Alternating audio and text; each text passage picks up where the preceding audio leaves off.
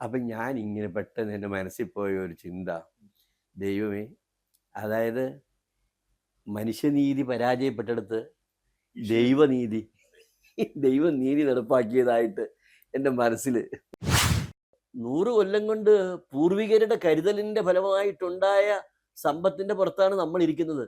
അതിനെ ബാധ്യതപ്പെടുത്തിയിട്ട് പോയവരാണ് എന്ന് ചരിത്രത്തിൽ ഞങ്ങളുടെ പേര് രേഖപ്പെടുത്താനുള്ള വഴിയാണോ നിങ്ങൾ തുറക്കുന്നത് എന്ന് ഞാൻ ചോദിച്ചു ചിരിച്ചോണ്ട്.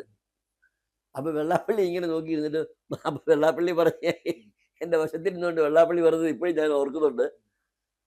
അത് മോഹൻ, ഈ വക്കീൽ ഒപ്പിടുന്നതിൻ്റെ അടിയിലേ ഞാൻ ഒപ്പിടുള്ളൂ കേട്ടോ എന്ന് എന്ന് പറഞ്ഞത് ഞാൻ ഇപ്പോഴും ഓർമ്മിക്കുക. ബാലസുബ്രഹ്മണ്യം പറഞ്ഞ വാക്കുകൾ എൻ്റെ മനസ്സിൽ ഇപ്പോഴും കിടപ്പുണ്ട്. ഇതാ, നീതി ചെയ്യാൻ മനസ്സുള്ളവന് നീതി മേടിച്ചു കൊടുക്കാൻ, ഫൈറ്റ് ചെയ്ത് മേടിച്ചു കൊടുക്കാൻ എളുപ്പമാണ്.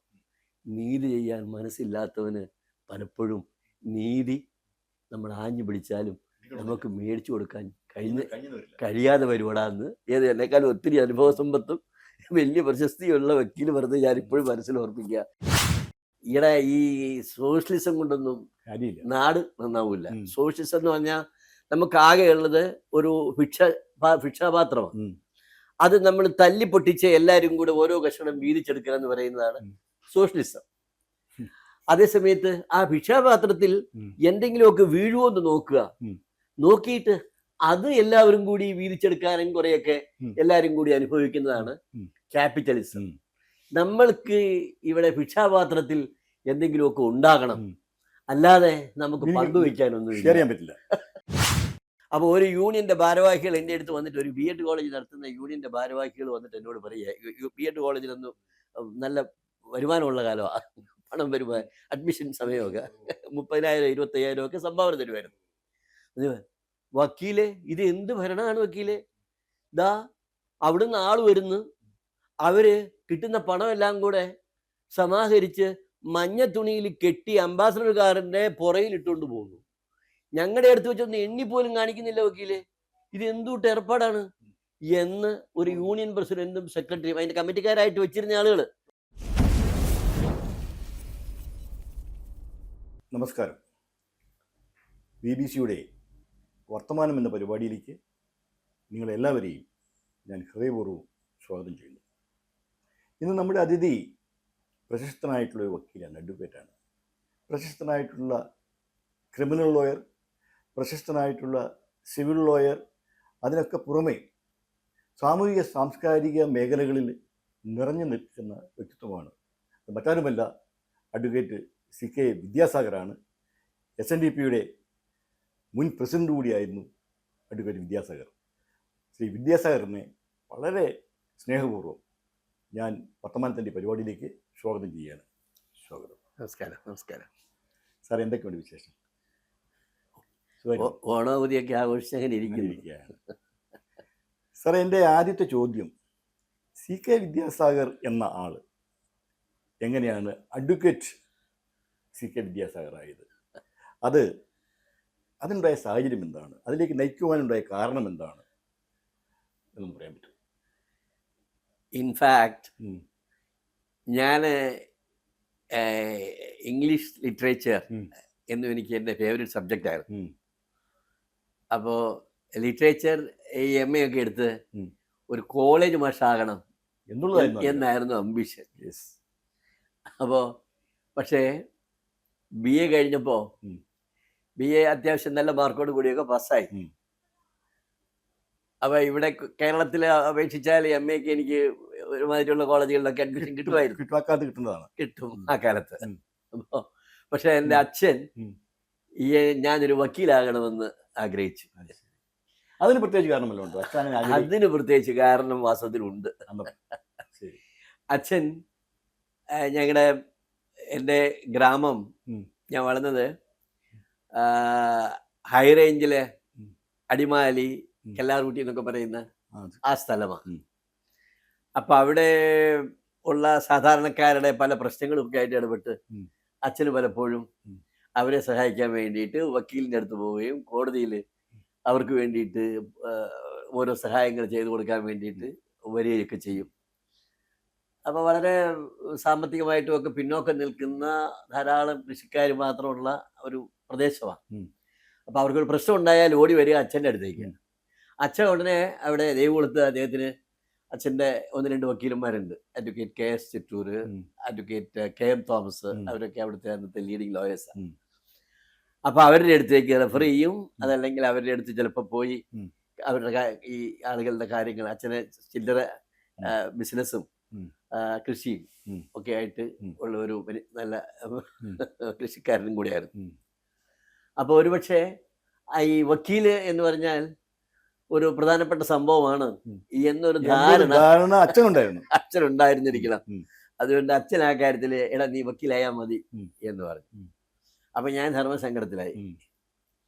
അപ്പോഴാണ് കോളേജിലെ എൻ്റെ സീനിയേഴ്സായിട്ട് പഠിച്ച ആലുവ UC കോളേജിലാണ് ഡിഗ്രി പഠിച്ചത്. എൻ്റെ സീനിയേഴ്സായിട്ട് പഠിച്ചവർ ആ കാലത്ത് പോസ്റ്റ് ഗ്രാജുവേഷൻ പഠിക്കാൻ വേണ്ടിയിട്ട് കാൺപൂർ യൂണിവേഴ്സിറ്റിയിലും ജബൽപൂർ യൂണിവേഴ്സിറ്റിയിലും ഒക്കെ ഒത്തിരി ഫ്രണ്ട്സ് ഉണ്ടായിരുന്നു. അപ്പോൾ അവിടെ ഈ MA LLB സൈമൾട്ടേനിയസ് ആയിട്ട് പഠിക്കാൻ പറ്റുന്ന ഒരു പദ്ധതി ആ കാലത്തുണ്ട്. ഇപ്പോൾ അതില്ല. അപ്പോൾ അവര് പറഞ്ഞത് എടാ ഇങ്ങോട്ട് പോരെ, ഇവിടെ നിനക്ക് MA LLB ഒരുമിച്ച് ഇച്ചിരി കൂടുതൽ കഷ്ടപ്പെട്ടാൽ രണ്ടും കൂടെ ഒരുമിച്ച് എടുത്തുകൊണ്ട് പോകാം. അതിന് വലിയ പ്രത്യേകിച്ച് ഉപാധി വല്ലതുണ്ട് MA പഠിക്കുമ്പോൾ ഇത്ര കാര്യങ്ങളുണ്ട്. അതിന് MAക്ക് ഓഫർ ചെയ്യുന്ന സബ്ജക്റ്റ്, ആ സബ്ജക്റ്റിന് BA തലത്തിൽ ഗ്രാജുവേഷൻ തലത്തിൽ നല്ല മാർക്ക് വേണം. അതാണ് ഒരു കാര്യം. അത്രേ ഉള്ളൂ, വേറെ പ്രശ്നമില്ല. അപ്പം എനിക്ക് ഇംഗ്ലീഷ് ലിറ്ററേച്ചറിന് BA ലിറ്ററേച്ചറിന് അത്യാവശ്യം കൊള്ളാവുന്ന മാർക്ക് ഉണ്ടായിരുന്നത് കൊണ്ട് അഡ്മിഷൻ വാസ് നോ പ്രോബ്ലം. ചെറുപ്പത്തിൽ ഇംഗ്ലീഷ് നന്നായിട്ട് കൈകാര്യം ചെയ്യുകയും ഇംഗ്ലീഷ് ഇഷ്ടപ്പെടുകയും ചെയ്തിരുന്നു. അതിന് ഞാൻ കടപ്പെട്ടിരിക്കുന്നത് എൻ്റെ AK വർഗീസ് സാർ എന്ന് പറയുന്ന ഒരു വലിയ ഗുരുവിനോടാണ്. ഇംഗ്ലീഷ് പഠിപ്പിക്കാൻ, കുട്ടികളെ ഇംഗ്ലീഷ് പഠിപ്പിക്കാൻ വേണ്ടി ദൈവം തമ്പുരാൻ കൽപ്പിച്ച് വിട്ട ആളാണ് അല്ലേ. അദ്ദേഹത്തിൻ്റെ ഇംഗ്ലീഷ് ക്ലാസ് അത് ഒരുമാതിരിപ്പെട്ട മണ്ടന്മാരെ എല്ലാം അദ്ദേഹം പഠിപ്പിച്ച് ജയിപ്പിക്കും. അപ്പം ഞാൻ അദ്ദേഹത്തിൻ്റെ ഒരു ഫേവറേറ്റ് സ്റ്റുഡൻ്റ്. അത്യാവശ്യം ജോലിയോട് വെച്ച് നല്ല അടിയൊക്കെ കൊടുക്കുന്ന അധ്യാപകനായിരുന്നു. പക്ഷേ അദ്ദേഹത്തിൻ്റെ അടുത്തുനിന്ന് ക്ലാസ്സിൽ അടി മേടിക്കാത്ത ഞങ്ങൾ 3-4 കുട്ടികളെ ഉള്ളൂ. അതിലൊരാൾ ഞാനായിരുന്നു. AK Varghese sir. ഇന്നും ഭാഷ ഒരുവിധം വൃത്തിയായിട്ടൊക്കെ കൈകാര്യം ചെയ്യാൻ കഴിഞ്ഞു എന്ന് അഭിമാനം തോന്നുമ്പോൾ എൻ്റെ മനസ്സിൽ വർഗീസ് സാറിന്റെ ചിത്രം തെളിഞ്ഞു വരും. ലോയ്ക്ക് എവിടെ പഠിച്ചത്? Law I had it in Kanpur university, DAV college of law. അതേത് വർഷം? 70. That was 73. അതിനുശേഷം പ്രാക്ടീസ് ചെയ്തു. ആദ്യം practice I started at Kottayam bar. കോട്ടയത്ത് കങ്ങഴ ഗോപാലൻ നായർ എന്ന് പറഞ്ഞ ഒരു പ്രശസ്തനായ ക്രിമിനൽ ലോയർ, ആ കാലഘട്ടത്തിൽ അവിടുത്തെ ലീഡിങ് ക്രിമിനൽ ലോയർ ആയിരുന്നു. അദ്ദേഹത്തിൻ്റെ ഓഫീസിൽ അന്ന് കോൺഗ്രസിൻ്റെ നേതാവായിരുന്ന PS ജോൺ സാറ്, അതുപോലെ തിരുവഞ്ചൂർ രാധാകൃഷ്ണൻ, അവരൊക്കെയാണ് എൻ്റെ ഓഫീസിൽ, ഞാൻ ചെന്ന് ഈ ഓഫീസിൽ എൻ്റെ സീനിയേഴ്സായിട്ട് ആ സമയത്ത് ഉണ്ടായിരുന്നത്. ആലുവ UC കോളേജിൽ പഠിക്കുന്ന കാലത്ത് KSUവിൻ്റെ പ്രവർത്തകനായിരുന്നു ഞാൻ കേട്ടിട്ടുണ്ട്. അത് ശരിയാണോ? ഇൻഫാക്ട് KSU ആലുവ UC കോളേജിൽ സ്ഥാപിക്കാൻ മുൻകൈ എടുത്ത വ്യക്തികളിൽ ഒരാളാണ് ഞാൻ. ആദ്യത്തെ പ്രസിഡന്റ് മിസ്റ്റർ ജോൺ കോശി ആയിരുന്നു, മേപ്പാടംകാരൻ John Koshy.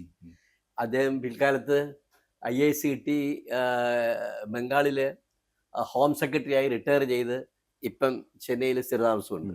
He was the first president. അത് കഴിഞ്ഞിട്ട് നെക്സ്റ്റ് പ്രസിഡന്റ് മിസ്റ്റർ കോശി ഗുരുളായിരുന്നു, കുറിച്ചിക്കാരൻ, എൻ്റെ അടുത്ത സ്നേഹിതൻ. ആ സമയത്താണ് 69 ഞാൻ വൈസ് പ്രസിഡന്റ് ആയിരുന്നു. കോൺഗ്രസ് വളരുന്നത്, സംഘടനാ കോൺഗ്രസും ഇന്ദിരാ കോൺഗ്രസും. അപ്പൊ ഏതിൽ നിന്നും സാറ്? ഞാൻ ഇന്ദിരാ കോൺഗ്രസ് ആയി, ഞാൻ സോഷ്യലിസ്റ്റായി. സോഷ്യലിസ്റ്റ് ആശയമായിരുന്നു എനിക്ക് കൂടുതൽ ആഭിമുഖ്യം. മിസ്റ്റർ കോശി ഗുരുള അയാൾ നല്ല എന്നെക്കാളും വലിയ ബുദ്ധിയുള്ളവനും നല്ല അവന്റെ വിഷയം എക്കണോമിക്സാ. അപ്പൊ മൂപ്പര് സംഘടനാ കോൺഗ്രസ് ആയി. അപ്പൊ മൂപ്പര് അന്ന് പറയുന്ന ഒരു ഫ്രേസ് ഉണ്ട്, എടാ ഈ സോഷ്യലിസം കൊണ്ടൊന്നും നാട് നന്നാവൂല. സോഷ്യലിസം എന്ന് പറഞ്ഞാൽ നമുക്ക് ആകെ ഉള്ളത് ഒരു ഭിക്ഷാപാത്രമാണ്. അത് നമ്മൾ തല്ലി പൊട്ടിച്ച് എല്ലാവരും കൂടെ ഓരോ കഷണം വീതിച്ചെടുക്കുക എന്ന് പറയുന്നതാണ് സോഷ്യലിസം. അതേസമയത്ത് ആ ഭിക്ഷാപാത്രത്തിൽ എന്തെങ്കിലുമൊക്കെ വീഴുമോ എന്ന് നോക്കുക. നോക്കിയിട്ട് അത് എല്ലാവരും കൂടി വീതിച്ചെടുക്കാനും കുറെയൊക്കെ ഉം. എല്ലാവരും കൂടി അനുഭവിക്കുന്നതാണ് ഉം. ക്യാപിറ്റലിസം. ഉം. നമ്മൾക്ക് ഇവിടെ ഭിക്ഷാപാത്രത്തിൽ എന്തെങ്കിലുമൊക്കെ ഉണ്ടാകണം, ഉം. അല്ലാതെ നമുക്ക് എനിക്ക് പങ്കുവയ്ക്കാനൊന്നും ഷെയർ ചെയ്യാൻ പറ്റില്ല. എന്ന് കോശി എന്റെ സ്നേഹിതൻ Koshy Kuruvila, he's no more a good soul, um. പറഞ്ഞ വാക്കുകള് പിൽക്കാലത്ത് ഏതാണ്ട് 2000 മൻമോഹൻ സിംഗിന്റെയും നരസിംഹറാവുവിന്റെയും ഒക്കെ കാലത്തേക്ക് വന്നപ്പോഴാണ് വാസ്തവത്തിൽ അതിന്റെ വിസ്ഡം ഉം. എന്നെ പോലുള്ള ഒത്തിരി ആളുകൾക്ക് ബോധ്യം വന്നത്. ഏറെക്കുറെ. സാർ, എൻ്റെ അടുത്ത പ്രധാനപ്പെട്ട ചോദ്യത്തിലേക്ക് വരികയാണ് നമ്മൾ. ഒരു വക്കീലിന് വേണ്ട ഈ സമൂഹത്തോടുള്ള പ്രതിബദ്ധത എന്താണ്? പ്രതിബദ്ധത ഉണ്ടോ? ഉണ്ടെങ്കിൽ അതെന്താണ്? തീർച്ചയായിട്ടും വക്കീലിന് സമൂഹത്തോടൊരു പ്രതിബദ്ധത ഉണ്ടാകണം. അതിന്റെ കാരണം ഈ സമൂഹത്തിലെ എന്തെങ്കിലുമൊക്കെ ഒരു അനീതി, ഒരു നഷ്ടബോധം, അങ്ങനെയൊക്കെയുള്ള മനുഷ്യന്മാരാണ് ആദ്യമായിട്ട് ഓടി ഞങ്ങളുടെ അടുത്ത് വരുന്നത്. അപ്പോ അവന് നീതി ലഭ്യമാക്കാൻ വേണ്ടി കഴിയുന്നത്ര കാര്യങ്ങൾ ചെയ്തു കൊടുക്കുക എന്ന് പറയുന്നത് ഒരു മനസുഖം കിട്ടുന്ന കാര്യമാണ്. ഇൻഫാക്ട് അവൻ തരുന്ന ഫീസും കാര്യങ്ങളും ഒക്കെ ഒരു വശത്ത് വേറെയാണ്. അതിനപ്പുറത്ത് വെൽ അയാൾക്കത് നേടിക്കൊടുത്തു എന്നൊരു അർഹതപ്പെട്ടത് അയാൾക്ക് നേടിക്കൊടുക്കാനായിട്ട് കഴിഞ്ഞിരിക്കുന്നു എന്ന് വരുമ്പോൾ അത് നമുക്കൊരു മെന്റൽ സാറ്റിസ്ഫാക്ഷൻ നൽകുന്നു. അപ്പൊ അതുപോലെ നമ്മുടെ സമൂഹത്തില് ഈ ചൂഷണത്തിന് വിധേയമാകുന്നവര്, കഷ്ടപ്പെടുന്നവര്, അത് അർഹതയില്ലാതെ അർഹതപ്പെട്ടത് നഷ്ടപ്പെട്ടവര്, വഞ്ചിക്കപ്പെട്ടവര്, അങ്ങനെയൊക്കെ വരുന്നവർക്ക് പലപ്പോഴും വേണ്ടി പ്രവർത്തിക്കാൻ കഴിയുക എന്ന് പറയുന്നത് അതൊരു തൃപ്തിയാണ്. പിന്നെ ചിലപ്പോ ഒക്കെ അനർഹമായത് നേടാൻ വേണ്ടിയിട്ട് വരുന്നവരുമുണ്ട്. അതുകൊണ്ട് വക്കീലന്മാരുടെ അടുത്ത് വരും. ഞാൻ എൻ്റെ ശിഷ്യന്മാരുടെ അടുത്ത് എൻ്റെ ഓഫീസിൽ ജൂനിയേഴ്സായിട്ടും ഒക്കെ വന്ന് അത്യാവശ്യം മിടുക്കന്മാരായിട്ടൊക്കെ പോയിട്ടുള്ള ധാരാളം പേരുണ്ട്. അപ്പം ഞാൻ എപ്പോഴും അവരോടെല്ലാം പറയുന്ന ഒരു കാര്യമുണ്ട്. നമ്മുടെ ശേഷികളെ നമ്മുടെ മുമ്പിലിരിക്കുന്ന മനുഷ്യന്, നമ്മുടെ കക്ഷിക്ക് അർഹതപ്പെട്ടത് നേടിക്കൊടുക്കാൻ നമ്മുടെ ശേഷികൾ നമ്മൾ വിനിയോഗിക്കണം. അവൻ അർഹതയില്ലാത്തത് കൂടി നമ്മൾ നേടിക്കൊടുക്കാൻ വേണ്ടി നമ്മളുടെ ശേഷികൾ വിനിയോഗിക്കുമ്പോൾ അർഹമായത് നഷ്ടപ്പെട്ടവൻ്റെ ഒരു രോദനം മറുവശത്തുണ്ടാവും. അത് അങ്ങനെ ഒരു ചിന്തയും കൂടെ നമ്മുടെ മനസ്സിലുണ്ടാകണം. ആ രോദനം അത് നമുക്ക് ശാപമായി തീരാം. ഈ നമുക്ക് ശാപമായി തീർന്നില്ലെങ്കിലും നമ്മുടെ സന്തതി പരമ്പരകൾക്കും അത് ഒരുപക്ഷെ എവിടെയെങ്കിലുമൊക്കെ ശാപമായി ഏൽക്കില്ല എന്ന് ആരറിഞ്ഞിടും. അതുകൊണ്ട് ഈ ചിന്ത കൂടി മനസ്സിലുണ്ടാകണം എന്ന് ഞാൻ എൻ്റെ ജൂനിയേഴ്സിനോട് പലപ്പോഴും. സാധാരണക്കാരന് നിലവിലുള്ള കോടതി വ്യവസ്ഥയിൽ നിന്ന് നീതി കിട്ടാൻ തടസ്സമായി നിൽക്കുന്ന 3 കാര്യങ്ങളുണ്ടെന്നാണ് ഞാൻ മനസ്സിലാക്കുന്നത്. 1 പണം, 2 കാലതാമസം, 3 നിയമവ്യവസ്ഥയെക്കുറിച്ചുള്ള അജ്ഞത. ഈ 3 കാരണങ്ങൾ കൊണ്ടാണ് വാസ്തവത്തിൽ സാധാരണക്കാരനായിട്ടുള്ള, പാവപ്പെട്ടവനായിട്ടുള്ള, ആ നീതി കിട്ടേണ്ട ആൾക്ക് നീതി നിഷേധിക്കപ്പെടുന്നു എന്ന് സാധിക്കുന്നു. 3 കാര്യം അവര്: പണം, കാലതാമസം, അജ്ഞത. താങ്കളുടെ വിലയിരുത്തൽ വളരെ കൃത്യമാണ്. ഈ 3 ഘടകങ്ങളും വലിയ അളവിൽ നീതിക്ക് വേണ്ടിയുള്ള ഒരു സാധാരണക്കാരൻ്റെ പോരാട്ടത്തിന് വലിയ വിഘാതങ്ങൾ സൃഷ്ടിക്കുന്നുണ്ട്. സത്യമാണ്. ഒരു കാര്യം അതുമായിട്ട് ബന്ധപ്പെട്ട് 1967 ഒരു കേസ് EMS മുഖ്യമന്ത്രിയായിരിക്കുന്ന സമയത്ത് അദ്ദേഹം ഒരു പത്രസമ്മേളനത്തിൽ പറഞ്ഞു, നല്ല വസ്ത്രം ധരിച്ച സമ്പന്നനായ കുടവരുള്ള ഒരു വ്യക്തി ഒരു വശത്തും കീഴ്പ്പറഞ്ഞ വസ്ത്രം ധരിച്ച അന്തപ്രജ്ഞക്കാരനായ പാവപ്പെട്ടവൻ മറുവശത്തും. ഇവരുടെ തെളിവുകൾ തമ്മിൽ തുലനം ചെയ്യപ്പെടുമ്പോൾ ജഡ്ജി ആദ്യം പറഞ്ഞ ആളുടെ കാര്യം പരിഗണിക്കുന്നു, അവർക്ക് വേണ്ടി വിധി പറയുന്നു എന്ന രീതിയിൽ സ്റ്റേറ്റ്മെന്റ് ഉണ്ടായി. അതിൽ 1000 രൂപ ഹൈക്കോടതി ശിക്ഷിച്ചു, സുപ്രീം കോടതി 50 രൂപയാക്കി കുറച്ചു. പക്ഷെ EMS അന്ന് ഉയർത്തിയ ആ ചോദ്യം ഇന്നും പ്രസക്തമല്ല എന്ന അങ്ങനെ തീർത്ത് പറയാനെ കൊണ്ട് കഴിയില്ല. സിൽക്ക് വേഷം ധരിച്ച് വരുന്നവനായതുകൊണ്ട് അവൻ്റെ മൊഴിക്ക് ഒരു അപ്രമാദിത്യമൊന്നും എല്ലാ കോടതികളിലും ഉണ്ടാവും എന്ന് ഞാൻ അത് കരുതുന്നില്ല. മാത്രമല്ല ഞാൻ പറയുന്നത്, നല്ല വക്കീലിനെ ഈ കോടതിയിൽ ഹാജരാക്കാൻ കഴിയുന്നത് സമ്പന്നനാണ്. അങ്ങനെ പ്രശ്നമുണ്ടല്ലോ. അതുകൊണ്ടാണ് മജിസ്ട്രേറ്റ് അങ്ങനെ ചിന്തിക്കുന്നത് ഞാൻ പറഞ്ഞത്. അതാ അവിടെ ഒരളവ് വരെ ഓഫ് കോഴ്സ്. കാരണം അവൻ കൂട്ടിൽ കയറി നിന്ന്, സാക്ഷിക്കൂട്ടിൽ കയറി നിന്ന് പറയുന്ന മൊഴിയെ അവൻ സസത്യമാണ് പറയുന്നത് എങ്കിൽ അതിനെ എക്സ്പോസ് ചെയ്ത് കൊണ്ടുവരാൻ ത്രാണിയുള്ള അഭിഭാഷകൻ ഉണ്ടെങ്കിൽ സ്വാഭാവികമായിട്ടും കുറച്ച് ചോദ്യങ്ങളും ക്രോസ് വിസ്താരവും ഒക്കെ കഴിയുമ്പോഴേക്കും അതിലെവിടെയെങ്കിലുമൊക്കെ ഈ അസത്യത്തിൻ്റെ നിഴലുകൾ വരും. അത് ജഡ്ജിക്ക് ബോധ്യപ്പെടുത്തി കൊടുത്താൽ ഇവൻ നല്ല വസ്ത്രം ധരിച്ചു വന്നവനായതുകൊണ്ട് അവൻ്റെ മൊഴിയൊന്നും ഒരു കോടതിയും വിശ്വസിച്ചോണമെന്നില്ല. പ്രധാനപ്പെട്ട കാര്യം പണമാണ്. പണം വേണമല്ലോ നല്ലൊരു വക്കീലിനെ ഹാജരാക്കാൻ. അത് സ്വാഭാവികം. ബിക്കോസ് നമ്മുടെ ഇതൊരു കോമ്പറ്റേറ്റീവ് പ്രൊഫഷനാണ്. നീതി നിഷേധിക്കപ്പെട്ട വലിയ പാവപ്പെട്ട സാധാരണക്കാരനായ നീതി ലഭിക്കേണ്ട. പക്ഷേ അതെല്ലാം ഈ സിസ്റ്റത്തിൻ്റെ ഇൻഹറൻ്റ് ആയിട്ടുള്ള പോരായ്മകളാണ്. ഒരു ബെറ്റർ സിസ്റ്റം നമുക്ക് ഇവോൾവ് ചെയ്യാൻ ഇല്ലാത്തിടത്തോളം കാലം അതല്ലാതെ വേറെന്താ മാർഗം? പിന്നെ ഇന്നിപ്പോൾ വക്കീലന്മാരെ സർക്കാരിൻ്റെ ചെലവിൽ തന്നെ ഈ വക്കീലിനെ എൻഗേജ് ചെയ്യാൻ ശേഷിയില്ലാത്തവരെ സഹായിക്കുന്നതിലേക്ക് വേണ്ടിയിട്ട് legal aid to the poor, അതിനു വേണ്ടിയിട്ട് വക്കീലന്മാരെ സർക്കാർ തന്നെ വെക്കുന്നുണ്ട്. ആ വക്കീലന്മാരുടെ സേവനം അവർക്ക് ലഭ്യമാണ്.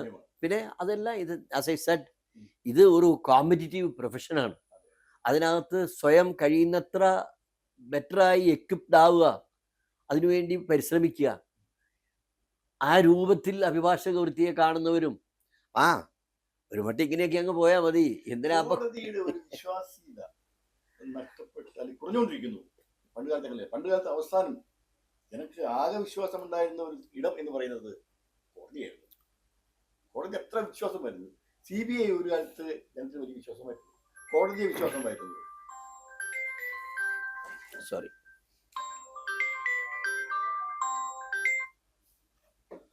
ആ ഒരു വിശ്വാസീയത എന്നുള്ളത് ഇപ്പൊ സംശയമാണ്. അങ്ങനെ ആളുകൾ കരുതുന്നു. ഇപ്പൊ കോടതിയുടെ, സുപ്രീം കോടതിയുടെയും ഹൈക്കോടതിയുടെ ഒക്കെ കാര്യങ്ങളിൽ അത്തരം ഒരു അയഞ്ഞ നിലപാട് കോടതി എടുക്കുന്നുണ്ട് എന്നുള്ള രീതിയിലുള്ള സംശയമാണ് ജനങ്ങളെ. അതിനകത്ത് ഒരു വാസ്തവമുണ്ട്. 20% ന്യായാധിപർ ഇന്റഗ്രിറ്റി ആൻഡ് ക്രെഡിബിലിറ്റി നഷ്ടപ്പെട്ടവരാണ് എന്ന് 20% എന്ന് പറഞ്ഞത് മറ്റാരുമല്ല, പരിണിതപ്രജ്ഞനായ ഒരു ന്യായാധിപൻ തന്നെയാണ്. സുപ്രീം കോടതിയിലെ ഒരു ജഡ്ജിയുടെ തന്നെ കമന്റാണ്. അറൌണ്ട് 20% ഓഫ് ജുഡീഷ്യൽ ഓഫീസേഴ്സ് അവര് ഈ പറഞ്ഞ കുഴപ്പക്കാർ എന്ന് പറഞ്ഞാൽ ഇന്റഗ്രിറ്റി ആൻഡ് ക്രെഡിബിലിറ്റി ഒക്കെ പോയവരാണെന്ന് പറയുന്നു. ഇപ്പൊ തന്നെ നമ്മൾ കണ്ടില്ലേ, കഴിഞ്ഞ ഏതാനും മാസങ്ങൾ ആയിട്ട് ഡൽഹിയിലെ ഒരു ജഡ്ജിയുടെ ഔട്ട് ഹൗസിൽ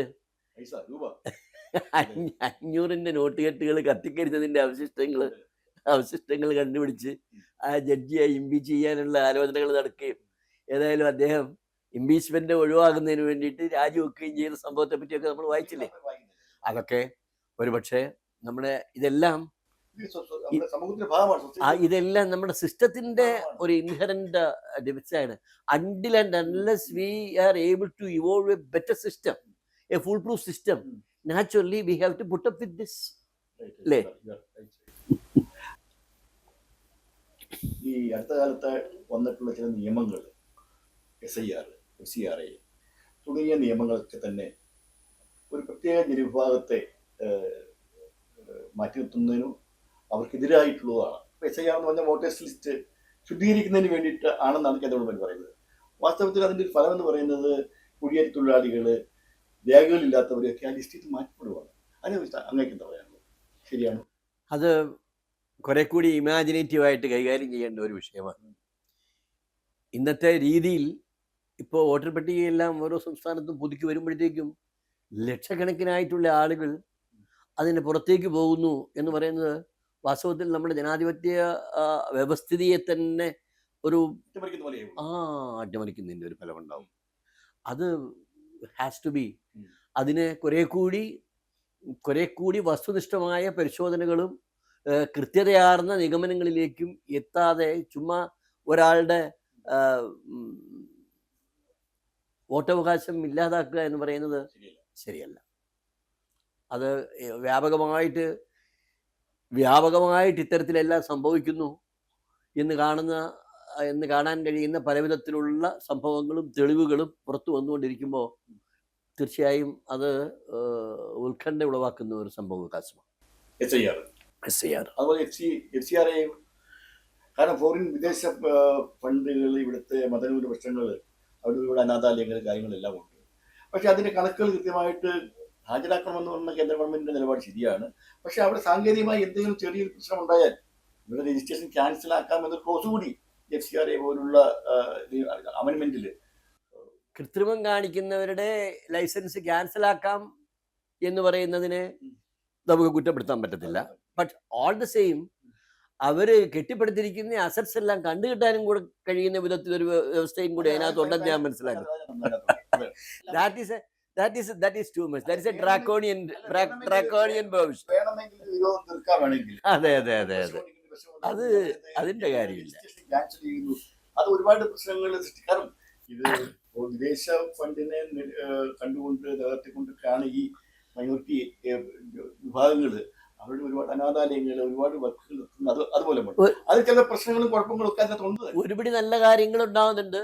അതോടൊപ്പം താങ്കൾ ഈ സൂചിപ്പിച്ചതുപോലെ അത്ര നല്ലതല്ലാത്ത വിധത്തിലും ഈ പണങ്ങൾ വിനിയോഗം ചെയ്യപ്പെടുന്നു എന്നുള്ള ഒരു ആരോപണവും ഉയർന്നു വരുന്നുണ്ട്. അപ്പോൾ സ്വാഭാവികമായിട്ടും ഇതിൻ്റെ എല്ലാം അക്കൗണ്ടിങ് ട്രാൻസ്പെറൻ്റ് ആയിരിക്കണം, സംതൃപ്തമായ രീതിയിൽ ഇതെല്ലാം വിനിയോഗിക്കപ്പെടണം എന്ന് പറയുന്നത് തെറ്റാണെന്ന് നമുക്ക് പറയാൻ പറ്റത്തില്ല.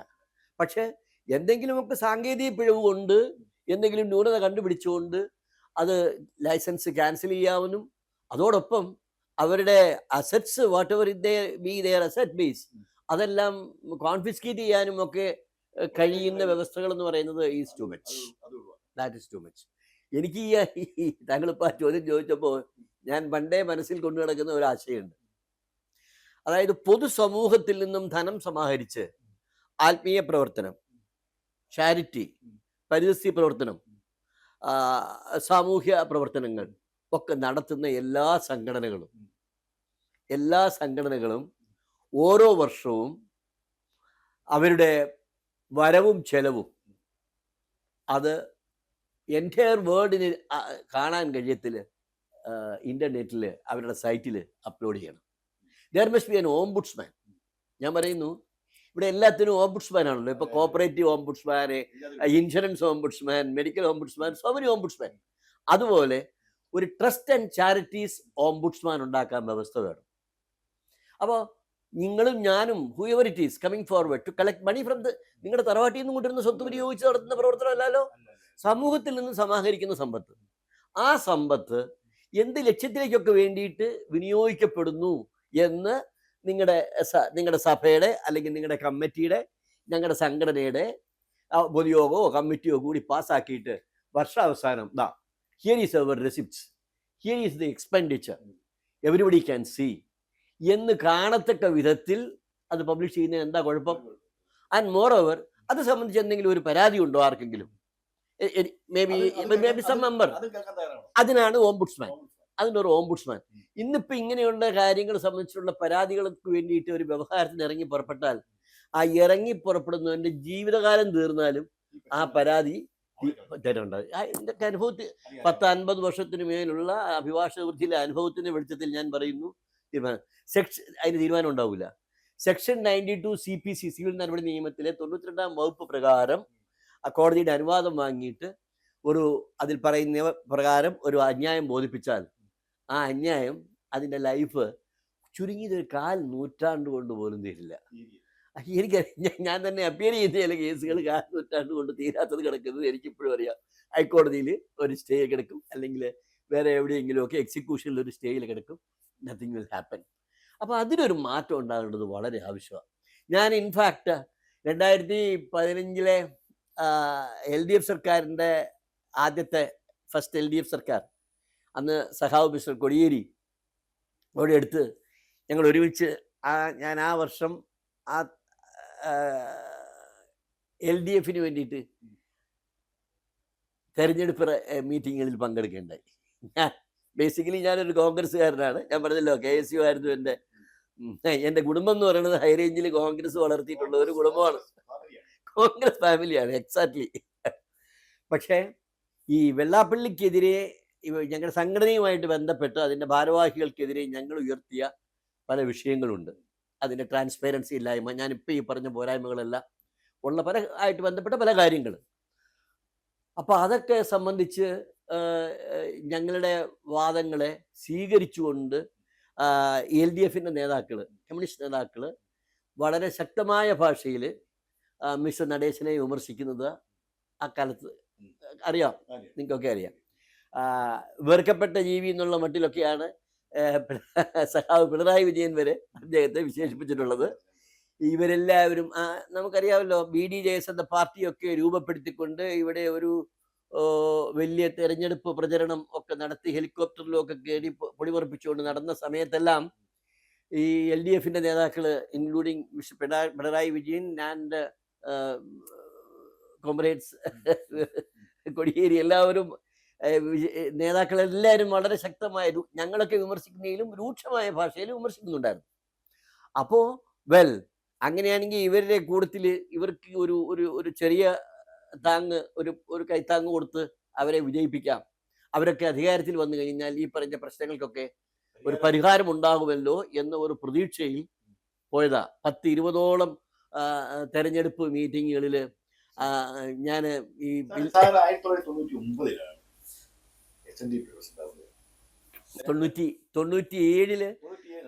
SNDPയുടെ വൈസ് പ്രസിഡന്റായി. പ്രസിഡന്റ് ആകുന്നത് 99 മുതൽ 2006 വരെ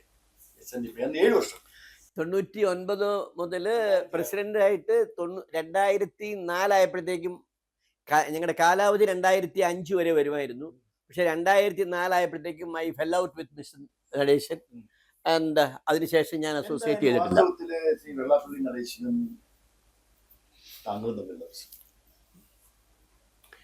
ഒരു കാലത്ത് ഞങ്ങൾക്ക് ആ സീറ്റിലേക്ക് പ്രസിഡന്റ് സ്ഥാനത്തേക്ക് വരുന്ന സമയത്ത് വെള്ളാപ്പള്ളി വളരെയധികം പുകഴ്ത്തി പറഞ്ഞിട്ടുള്ള ആളാണ് അനുകരിച്ച് കരുതിയ സാർ.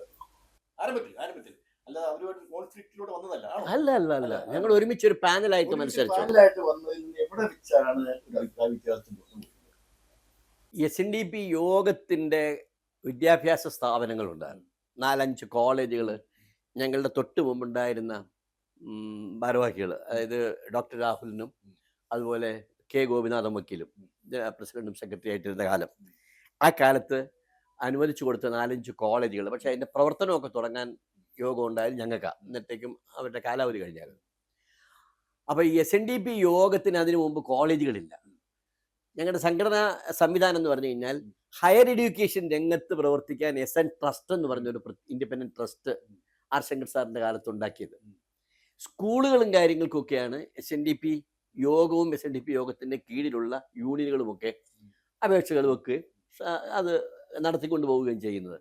അപ്പോൾ ഈ കോളേജുകൾ നടത്തുന്നതിന് ഒരു സംവിധാനമില്ല അന്ന് വാസ്തവത്തിൽ. അപ്പോൾ ഈ 5 കോളേജുകൾ നടത്തേണ്ട കാര്യം വന്നപ്പോൾ ഇതിന് ട്രസ്റ്റിൻ്റെ മോഡലിൽ ഒരു ഭരണ സംവിധാനം ഞാൻ സജസ്റ്റ് ചെയ്തു. യോഗം കൗൺസിൽ കൂടി തീരുമാനം എടുത്ത് എഴുതി. അതായത് ഇപ്പോൾ ഇടുക്കി ജില്ലയിലൊരു കോളേജ് ഉണ്ട് എങ്കിൽ ഈ ജില്ലയിലുള്ള യൂണിയൻസ് ഉണ്ട്, താലൂക്ക് യൂണിയൻസ്, 3-4 യൂണിയൻസ് ഉണ്ടാവും. അതിൻ്റെ ഭാരവാഹികൾ എല്ലാവരും കൂടെ കൂടി ഒരു കമ്മിറ്റി, അവരായിരിക്കും അതിൻ്റെ ഒരു നടത്തിപ്പുകാരൻ. ഏത് യൂണിയനിലാണ് ഇപ്പോൾ തൊടുപുഴയാണ് കോളേജ് കിട്ടിയതെങ്കിൽ തൊടുപുഴത്തെ യൂണിയൻ പ്രസിഡന്റ് അതിൻ്റെ ചെയർമാൻ, ഇവിടുത്തെ യൂണിയൻ സെക്രട്ടറി അതിൻ്റെ ഒരു കൺവീനർ, അങ്ങനെ അതിൽ അവർ അതാത് പ്രദേശത്ത് SNDP യോഗം ജനറൽ സെക്രട്ടറിയുടെ പേരിൽ ബാങ്ക് അക്കൗണ്ട് തുടങ്ങണം. ഇതിൻ്റെ വരുമാനം ചെലവും ഇവർ കൈകാര്യം ചെയ്യണം. എന്നിട്ട് ഈ ചെലവ് കഴിഞ്ഞിട്ട് മിച്ചമുള്ള പണം യോഗം ജനറൽ സെക്രട്ടറിയുടെ പേരിൽ ഈ ലോക്കലിൽ തുടങ്ങിയിരിക്കുന്ന ബാങ്കിൽ നിക്ഷേപിക്കണം. SNDP യോഗത്തിന് ജനറൽ സെക്രട്ടറിക്ക് ആവശ്യം വരുമ്പോൾ ചെക്ക് എഴുതിയെടുത്ത് അങ്ങോട്ട് ട്രാൻസ്ഫർ ചെയ്ത് മേടിക്കണം. This was the system we evolve. അത് SNDP യോഗത്തിൻ്റെ കൗൺസിൽ മീറ്റിങ്ങിൽ 1997 ഞങ്ങൾ തുടങ്ങുന്നത്. 98-99 കാലത്തെ ഞങ്ങളുടെ മിനിറ്റ്സ് നോക്കിയാലുണ്ടാവും, ഇതെല്ലാം രേഖപ്പെടുത്തി വെച്ചിരിക്കുന്നതാണ്. അത് ഭംഗിയായിട്ട് പോയിക്കൊണ്ടിരുന്നു. ദാറ്റ് മീൻസ് അത് ട്രസ്റ്റിൻ്റെ രീതി എങ്ങനെയാണ്? ട്രസ്റ്റിന് റീജിയണൽ കമ്മിറ്റികളുണ്ട്. ആ റീജിയണൽ കമ്മിറ്റികളാണ് ആ പ്രദേശത്തുള്ള വിദ്യാഭ്യാസ സ്ഥാപനങ്ങളുടെ കാര്യങ്ങൾ നോക്കുക. കോളേജിൻ്റെ ഒക്കെ ഈ പണങ്ങളും എല്ലാം കൈകാര്യം ചെയ്യും. വിദ്യാഭ്യാസ സംഭാവനകൾ വരും. മറ്റേ വിദ്യാർത്ഥികളിൽ നിന്നും വിദ്യാഭ്യാസ സംഭാവന സ്വീകരിക്കുന്നുണ്ടാവും. പിന്നെ വല്ല മാഷന്മാരും ഒക്കെ തരുന്ന ചില സംഭാവനകളും ഉണ്ടാവും. ഇങ്ങനെയുള്ള കാര്യങ്ങളെല്ലാം അങ്ങനെ വൃത്തിയായിട്ട് പോയിക്കൊണ്ടിരുന്നു. ഇത് കുറച്ച് കഴിഞ്ഞ് കഴിഞ്ഞപ്പോഴത്തേക്കും മിസ് നടേശൻ ചെയ്തത് ഈ സംവിധാനത്തെ അട്ടിമറിച്ച്. അത് ആ കമ്മിറ്റി അവിടെ പ്രവർത്തനം ശരിയാകുന്നില്ല, അവിടെ വിളിച്ചാൽ കിട്ടുന്നില്ല, അവിടെ മാനേജ്മെൻറ്റ് ശരിയല്ല, അവിടുത്തെ കമ്മിറ്റി ഗുണമില്ല എന്നെല്ലാം പറഞ്ഞിട്ട് അദ്ദേഹത്തിൻ്റെ വിശ്വസ്തരായ ചില ആളുകളെ ഏകാംഗ ഭരണാധികാരിയായിട്ട് അങ്ങ് നിയോഗിച്ചു. മനസ്സിലായോ? അപ്പോൾ ഒരു യൂണിയൻ്റെ ഭാരവാഹികൾ എൻ്റെ അടുത്ത് വന്നിട്ട്, ഒരു ബി എഡ് കോളേജ് നടത്തുന്ന യൂണിയൻ്റെ ഭാരവാഹികൾ വന്നിട്ട് എന്നോട് പറയുക, ബി എഡ് കോളേജിലൊന്നും നല്ല വരുമാനമുള്ള കാലമാണ്, പണം വരുമാനം, അഡ്മിഷൻ സമയമൊക്കെ 30,000 25,000 ഒക്കെ സംഭാവന തരുമായിരുന്നു. വക്കീലെ, ഇത് എന്ത് ഭരണമാണ് വക്കീലെ? ദാ അവിടുന്ന് ആൾ വരുന്നു, അവര് കിട്ടുന്ന പണമെല്ലാം കൂടെ സമാഹരിച്ച് മഞ്ഞ തുണിയിൽ കെട്ടി അംബാസഡർ കാറിൻ്റെ പുറയിൽ ഇട്ടുകൊണ്ട് പോകുന്നു. ഞങ്ങളുടെ അടുത്ത് വെച്ചൊന്ന് എണ്ണിപ്പോലും കാണിക്കുന്നില്ല വക്കീലെ, ഇത് എന്തുട്ട് ഏർപ്പാടാണ് എന്ന് ഒരു യൂണിയൻ പ്രസിഡന്റും സെക്രട്ടറിയും അതിന്റെ കമ്മിറ്റിക്കാരായിട്ട് വെച്ചിരുന്ന ആളുകൾ അവരെന്റെ അടുത്ത് വന്ന് ഞാൻ പറഞ്ഞു ഇത് ശരിയാവൂല. അപ്പോൾ ദിസ് കനോട്ട് ബി, ഇങ്ങനെ വരുന്നത് ശരിയല്ല. അപ്പൊ അന്ന് ഞങ്ങളുടെ കാര്യങ്ങൾക്ക് എല്ലാവർക്കും ഉപദേശം നിന്നുകൊണ്ടിരുന്ന ശാസ്ത്രീകാന്ത സ്വാമി ഉണ്ടായിരുന്നു. അപ്പോൾ സ്വാമിജിയുടെ അടുത്ത് ഞാൻ പറഞ്ഞു, സ്വാമിജി കാര്യങ്ങൾ കടക്ക് കുറേ വരാനുണ്ട്, ഒരു സുമാരില്ലാത്ത രീതിയിലാണ് പോകുന്നത്. എനിക്ക് പൊതുപ്രവർത്തനം എന്ന് പറയുന്നത് ഒരുവിധം ഏതെങ്കിലും ഒരു ആശയത്തിനോ ഒരു നല്ല ലക്ഷ്യത്തിനോ ഒക്കെ വേണ്ടിയിട്ട് ഏറെക്കുറെ മാനസികമായിട്ട് കുറേ ഇഷ്ടപ്പെടാൻ കഴിയുന്ന മനുഷ്യന്മാരും ഒക്കെ ആയിട്ട് ഒരുമിച്ച് പ്രവർത്തിക്കുമ്പം കിട്ടുന്ന ഒരു മനസ്സുഖം, എൻ്റെ ബാക്കിപത്രം, എൻ്റെ പൊതുപ്രവർത്തനത്തിലെ എൻ്റെ ബാലൻസ് അതാണ്. പക്ഷേ അത് ഇഷ്ടമല്ല എന്ന് തോന്നിയാൽ, ശരിയല്ല എന്ന് തോന്നിയാൽ, ദേ കിടക്കണു, നല്ല നമസ്കാരം എന്ന് പറഞ്ഞിട്ട് ഞാൻ ഇറങ്ങിപ്പോരും. അപ്പം സ്വാമിജിക്കും അറിയാം എന്നെ പിടിച്ചുകൊണ്ട് ഈ SNDP യോഗത്തിൻ്റെ മുൻനിരയിൽ നിർത്തിയത് സ്വാമിജിയാണ്. അപ്പോൾ സ്വാമി പറഞ്ഞു, അത് സാഗർ ഇപ്പം അതിനകത്ത് ഇടപെടണ്ട, അത് യോഗത്തിൻ്റെ കാര്യത്തിൽ മാത്രമല്ല ട്രസ്റ്റിൻ്റെ കാര്യത്തിലും കുറേ കണക്കുകളും കാര്യങ്ങളും ഒക്കെ വരാനും ഒക്കെ ഉണ്ട്. സോ അത് ഞാൻ സംസാരിച്ച് സെറ്റിൽ ചെയ്യും, പേടിക്കണ്ട എന്ന് പറഞ്ഞ് എന്നെ ആശ്വസിപ്പിച്ചു. അത് കഴിഞ്ഞ് 2-3 മാസം കൂടി സ്വാമി ജീവിച്ചിരുന്നുള്ളൂ. സ്വാമി സമാധിയായി തുടക്കം. ഞാൻ ചോദിക്കുന്നത് 2003 മൈക്രോ ഫിനാൻസ് പദ്ധതി തുടങ്ങുന്നത്. 2014-15 വരെ ഉണ്ടായിരുന്നു. 2006 വരെ താങ്കൾ അതിന്റെ എന്താ പറയുക പ്രസിഡന്റായിട്ടിരിക്കുമ്പോൾ, ഞാൻ പ്രസിഡന്റായിട്ടിരിക്കുമ്പോൾ ഈ 2 വർഷം ഈ പറയപ്പെടുന്ന ക്രമക്കേടില്ല, ഉന്നയിക്കപ്പെടുന്ന തട്ടിപ്പ് ക്രമക്കേടുകൾ ഒന്നും ആ കാലഘട്ടത്തിലായിരുന്നു. ഇല്ല പറയാം അത് അത് ആദ്യം തുടങ്ങുന്നത് 2003 ഒരു 50 lakhs rupees mister Mohan Shankar അന്ന് ബാക്ക്വുഡ് കോർപ്പറേഷന്റെ ചെയർമാനായിട്ട് വന്നപ്പോഴാണ്. അദ്ദേഹം നോക്കിയപ്പോൾ ഒത്തിരി സംഘടനകളുണ്ട്, അതിനകത്ത് യോഗം ഇല്ല. അപ്പോൾ യോഗത്തെയും കൂടെ അവിടെ ഉൾപ്പെടുത്തിക്കൊണ്ട് ഒരു 50 lakhs സാങ്ഷൻ ചെയ്തുകൊണ്ട് വന്നു. അപ്പോൾ വന്നിട്ട് കൗൺസിലിൽ പറഞ്ഞു 50 ലക്ഷം റുപ്യ സാങ്ഷൻ ആക്കിയിട്ടുണ്ട്, അത് 3% 4% താഴെ പലിശയെ വരത്തുള്ളൂ. 2% മുതൽ 4% വരെ. അതെ. അപ്പൊ ഇത് നേരാമണ്ണം അല്ല, അപ്പൊ ഇത് നേരാമണ്ണം ഇത് നടത്ത്, ഇത് തിരിച്ച് ഫ്ലോ ബാക്ക് ചെയ്യണം, അങ്ങനെ വന്നു കഴിഞ്ഞാൽ കൂടുതൽ സംഖ്യകൾ തരാം എന്ന് പറഞ്ഞു. അപ്പൊ ഞങ്ങൾക്കെല്ലാം ഭയങ്കര സന്തോഷമായി. 2-3% പലിശയ്ക്ക് പ്രവർത്തകർക്ക് പണം കൊടുക്കാൻ കഴിയുക എന്ന് പറയുന്നത് സുഖമുള്ള കാര്യമല്ലേ. അത് കഴിഞ്ഞ് അടുത്ത കൗൺസിലിൽ ഒരു 50 lakhs കൂടെ ഉടനെ സാങ്ഷൻ ആക്കാം എന്ന് പറഞ്ഞു. അപ്പം ഞാൻ മിസ്റ്റർ മോഹൻ ശങ്കറിൻ്റെ അടുത്ത് പറഞ്ഞു. അപ്പം ഞാനിത് ആലോചിച്ചപ്പോൾ എനിക്കൊരു ഞാൻ ഈ ക്രിമിനൽ ലോയും കൂടെ പ്രാക്ടീസ് ചെയ്യുന്ന ഒരു വക്കീൽ എന്നുള്ള നിലയ്ക്ക് അനുഭവത്തിൻ്റെ വെളിച്ചത്തിൽ എനിക്കൊരു ഉത്കണ്ഠ തോന്നി.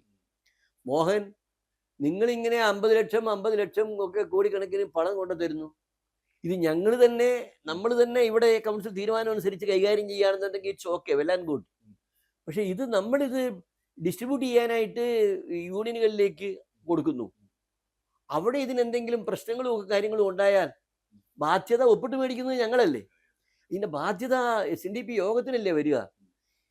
100 കൊല്ലം കൊണ്ട് പൂർവികരുടെ കരുതലിൻ്റെ ഫലമായിട്ടുണ്ടായ സമ്പത്തിൻ്റെ പുറത്താണ് നമ്മൾ ഇരിക്കുന്നത്.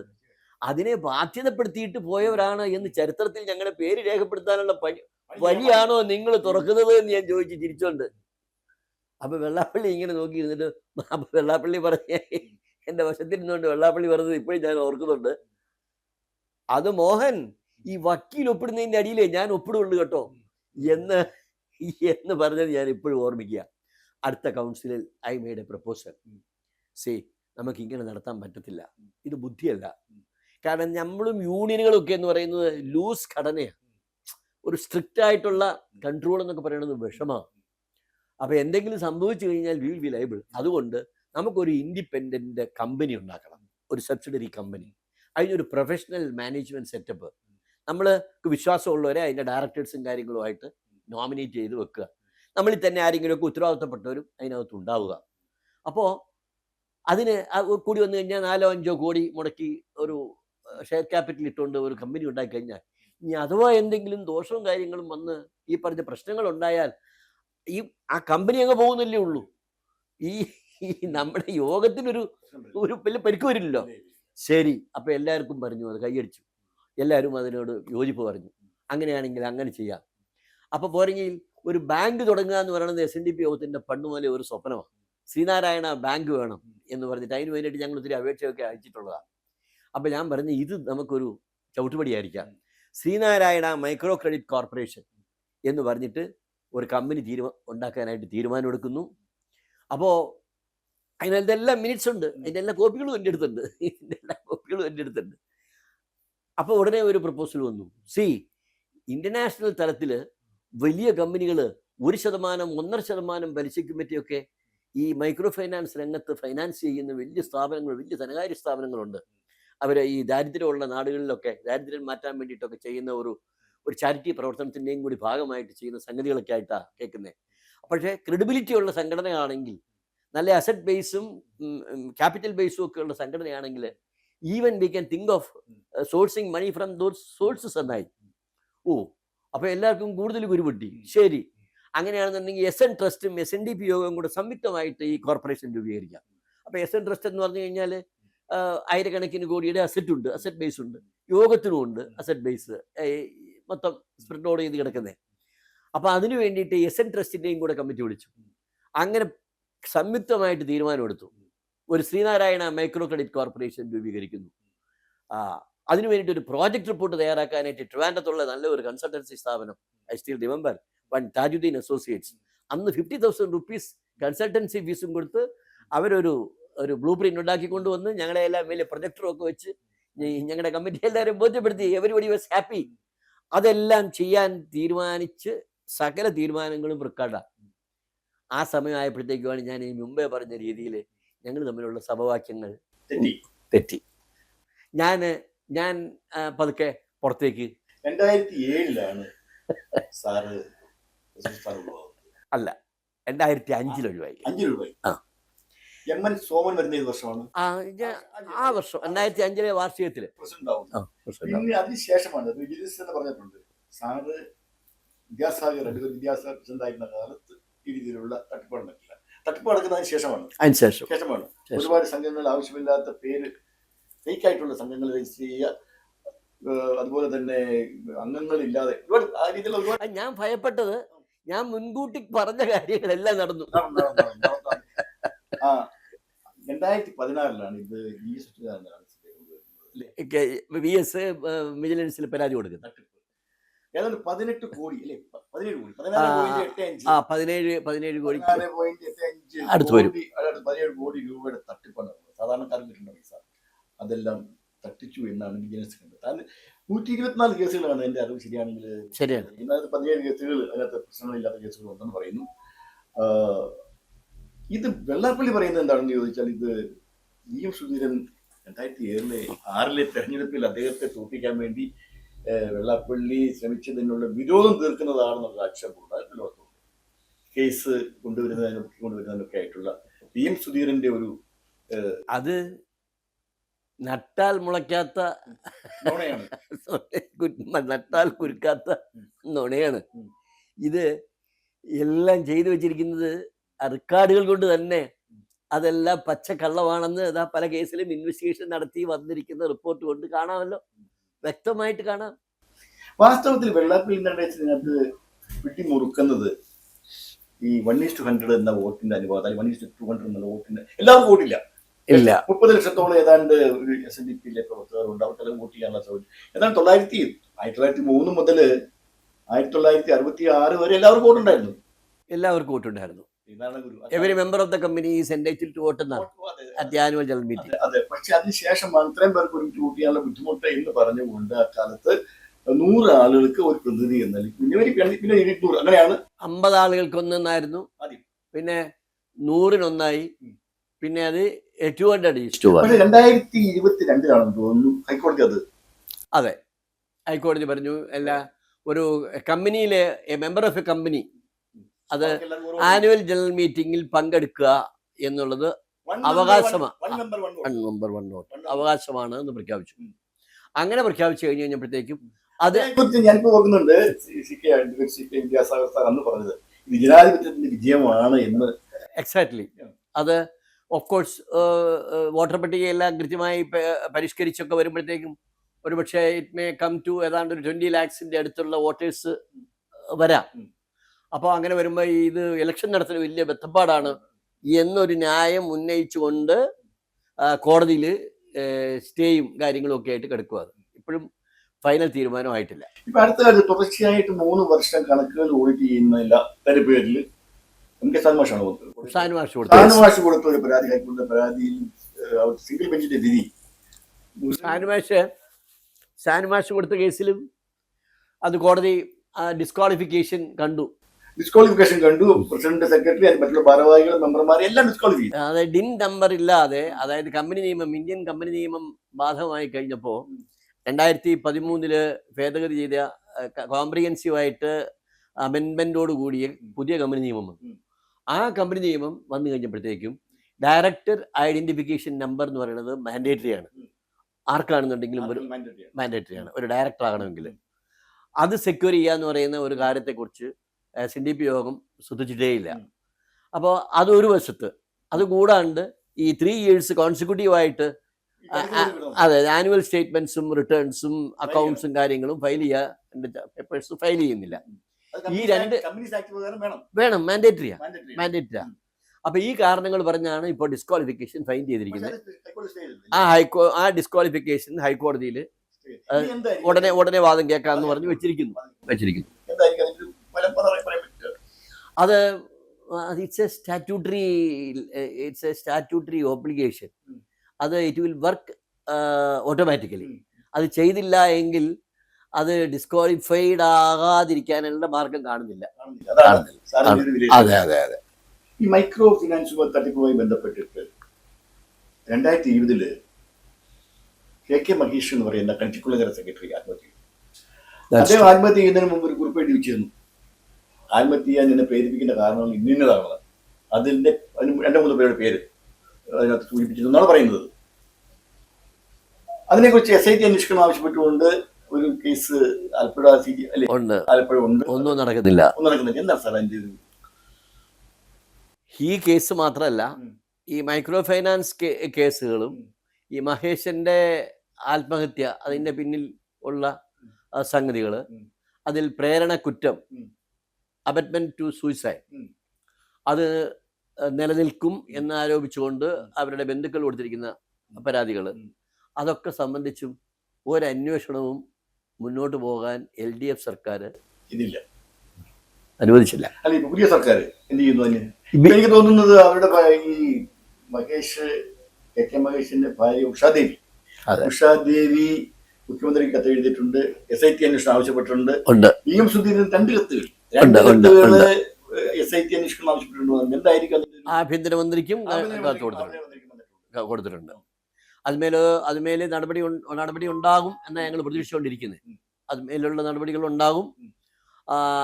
ഈ തെരഞ്ഞെടുപ്പിന് മുൻപ്, ഈ തവണത്തെ തെരഞ്ഞെടുപ്പിന് മുൻപ് ഞങ്ങൾ ഈ വിഷയത്തിലെല്ലാം ഈ വെള്ളാപ്പള്ളിക്കെതിരെയുള്ള ഈ പ്രവർത്തനങ്ങളെ, SNDP യോഗത്തെ സംരക്ഷിക്കാൻ വേണ്ടിയിട്ടുള്ള പ്രവർത്തനത്തിൽ വ്യാപൃതരായിരിക്കുന്ന മുൻകാല നേതാക്കളും അനുഭാവികളുമായിട്ടുള്ള ധാരാളം ആളുകൾ മുഖ്യമന്ത്രി അന്ന് പ്രതിപക്ഷ നേതാവായിരുന്നല്ലോ മിസ്റ്റർ വി ഡി സതീശിനെയും അതുപോലെ മിസ്റ്റർ രമേശ് ചെന്നിത്തലയെയും എല്ലാവരെയും കണ്ട് ഇലക്ഷനൊക്കെ മുമ്പ് തന്നെ ഇത് LDF സർക്കാർ അധികാരത്തിൽ നിന്ന് പോകണം എന്നാലേ ഇതൊക്കെ സംബന്ധിച്ച് 10 വർഷമായിട്ട് ഇതിനെപ്പറ്റി യാതൊരു അനുഭവമില്ല. ഇല്ല, അതുകൊണ്ട് ഇനി ഇത് വെച്ച് പൊറിപ്പിക്കുന്ന പാടില്ല.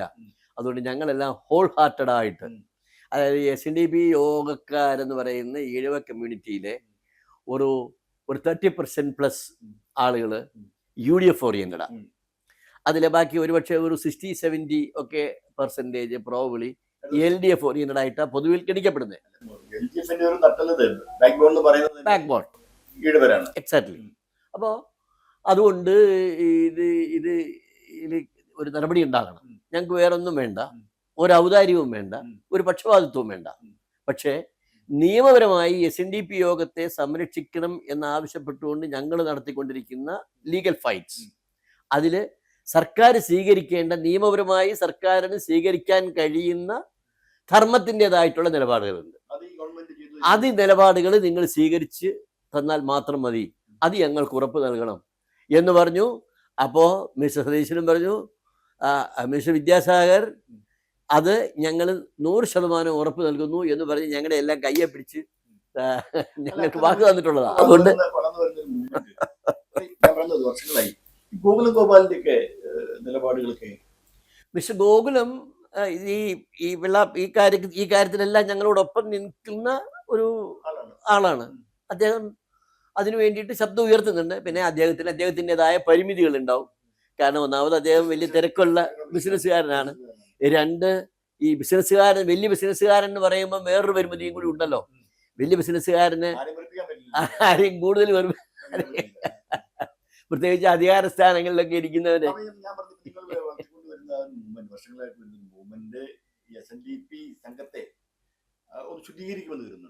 തീർച്ചയായിട്ടും ഉറപ്പാണ്. നീതി കിട്ടിയാൽ മാത്രം മതി. നീതി കിട്ടിയാൽ മാത്രം. നിങ്ങൾ മുമ്പേ പറഞ്ഞില്ലേ ഈ സമ്പത്തില്ലായ്മയും ഒക്കെ ഇതിനകത്ത് പ്രശ്നമാണെന്ന്, ഈ ലീഗൽ ഫൈറ്റ് ശരിയായിട്ട് മുന്നോട്ട് കൊണ്ടുപോകാൻ എന്ന് പറഞ്ഞതുപോലെ, അതായത് ഞങ്ങളുടെ എല്ലാം ചെറിയ വരുമാനങ്ങളിൽ നിന്നും ഒക്കെ കോൺട്രിബ്യൂട്ട് ചെയ്യുന്ന പണം കൊണ്ട് ഈ വ്യവഹാരങ്ങളെല്ലാം നടത്തുന്നു. സുപ്രീം കോടതിയിലും ഹൈക്കോടതിയിലും ഒക്കെ നല്ല ലോയേഴ്സിനെയൊക്കെ അവതരിപ്പിച്ച് കേസ് നടത്തുക എന്ന് പറയുന്നത് is a very expensive affair. We are fighting it from our own pockets. അല്ലാതെ അതെ SNDP എന്ന് പറയുന്നത് അവർക്ക് അവിടെ ചെലവിന്റെ കണക്കഴിയാൻ വെച്ചാൽ മതിയല്ലോ.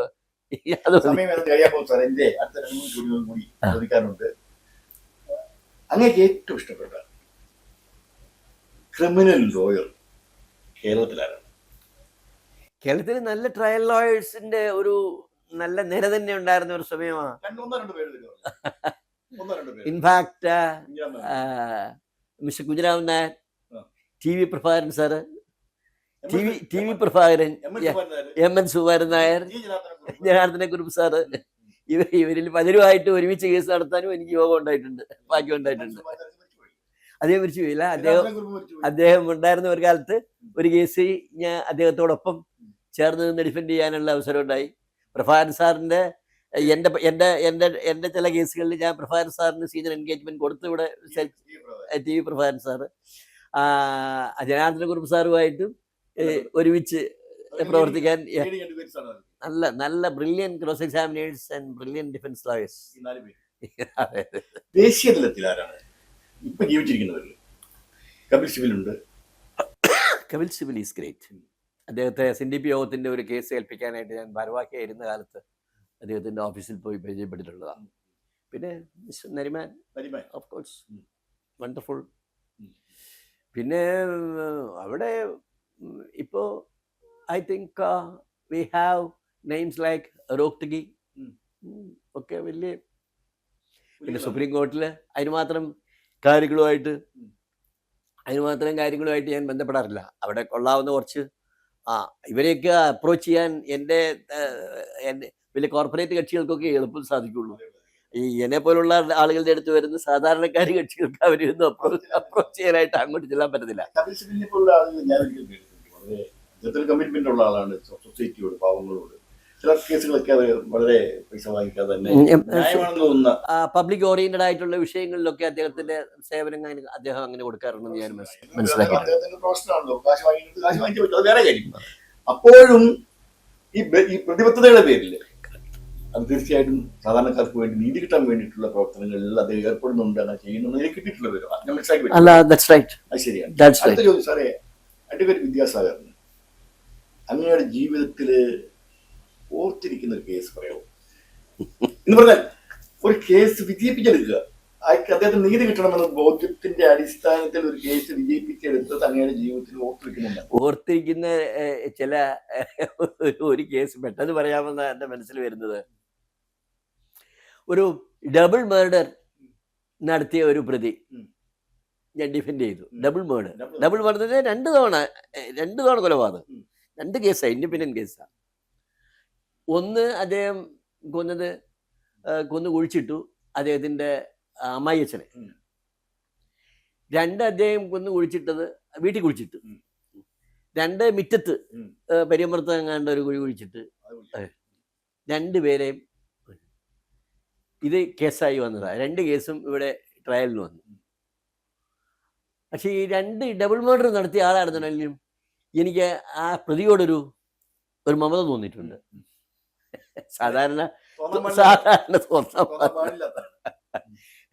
കാര്യം എന്താ വെച്ചാ, അതല്ല, അങ്ങനെയല്ല.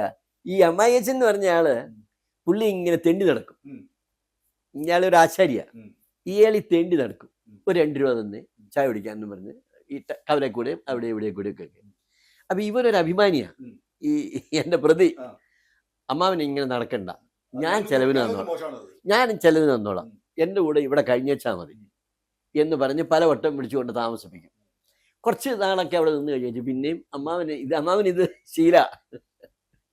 അപ്പൊ ഇത് സംബന്ധിച്ച് ഒരു വഴക്കുണ്ടായി. ഈ ഒരു കൊട്ടോടി വെച്ച് ഒരു മുട്ട് കൊടുത്തു, തലക്കിട്ട് ഒരു വഴക്കിനിടയ്ക്ക് സംഭവിച്ചു.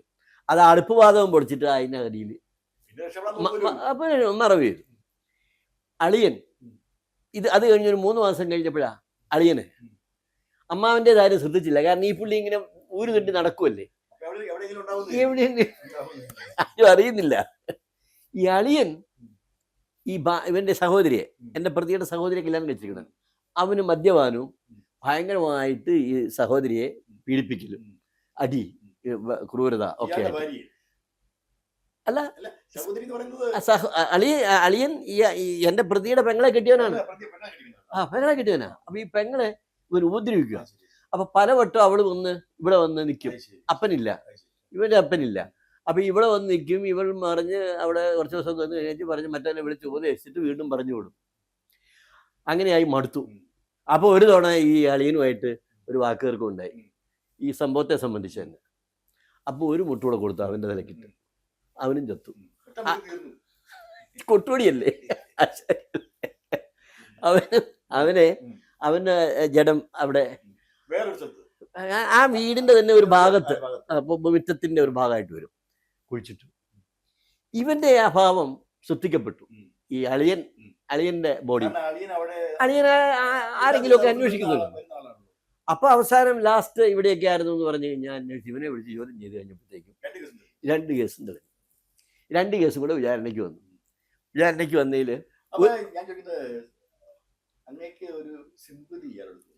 അല്ല, ഞാൻ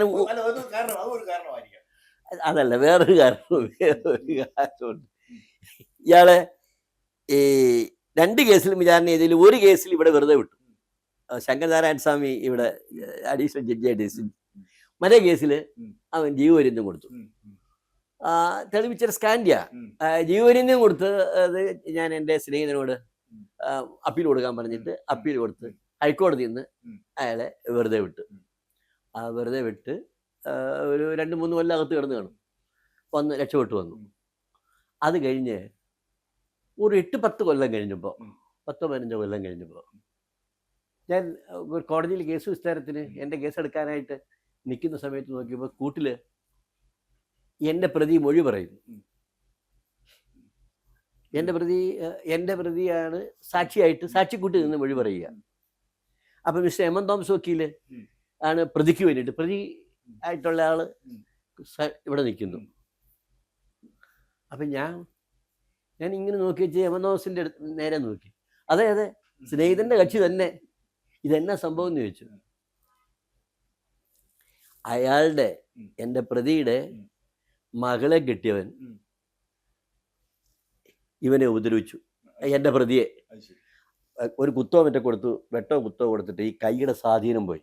ഏത് ഈ രണ്ടുപേരെ കൊട്ടുപിടിക്ക് അടിച്ച് തീർത്ത ആ കൈ ഉണ്ടല്ലോ, ആ കൈക്ക് സ്വാധീനമേ ഇല്ലാതായിരിക്കുന്നു. അപ്പം ഞാനിങ്ങനെ എന്നാ കേസെന്ന് ചോദിച്ചു. അപ്പോൾ ചോദിച്ചപ്പോൾ എമദോസാണ് പറഞ്ഞത് അയാളുടെ മരുമകൻ, അതായത് അയാളുടെ മകളെ കെട്ടിയവൻ, എൻ്റെ പ്രതിയുടെ രക്ഷപ്പെടുത്തി വിട്ട പ്രതിയുടെ മകളെ കെട്ടിയവൻ ആയിട്ട് വഴക്കുണ്ടായി. ആ മകളെ കെട്ടിയവൻ ഇയാൾ ചെയ്ത പണി ഇയാൾക്കിട്ട് കൊടുത്തതാണ്, ഇയാളുടെ സ്വാധീനം ഇല്ലാതെ ആയിരിക്കുന്നു. അപ്പം ഞാനിങ്ങനെ പെട്ടെന്ന് എൻ്റെ മനസ്സിൽ പോയ ഒരു ചിന്ത, ദൈവമേ, അതായത് മനുഷ്യനീതി പരാജയപ്പെട്ടെടുത്ത് ദൈവനീതി നടപ്പാക്കിയതായിട്ട് എൻ്റെ മനസ്സിൽ പെട്ടെന്ന് ഓർമ്മയിൽ വന്ന ഒരു കേസാണ്. ഞാൻ എൻ്റെ കൊളീഗ്സിനോട് ജൂനിയേഴ്സിനോട് ഒക്കെ പറയാം ഉണ്ട്. അത് ചിലപ്പോൾ വേറെ ഉണ്ട്. ഒരിക്കൽ ഞാനിവിടെ വിസ്തരിച്ച് ഒരു സിവിൽ കേസാണ്, തോറ്റു.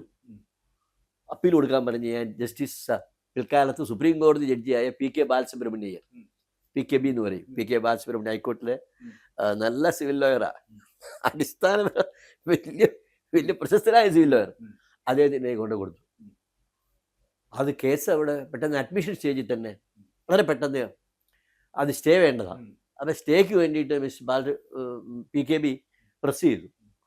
അപ്പോൾ MB മേനോനും വേറെ ഒരാളും കൂടി ഇരിക്കുന്ന ഡിവിഷൻ ബെഞ്ചിലാണ്, ചില സ്റ്റേക്കുള്ള കേസാണ്.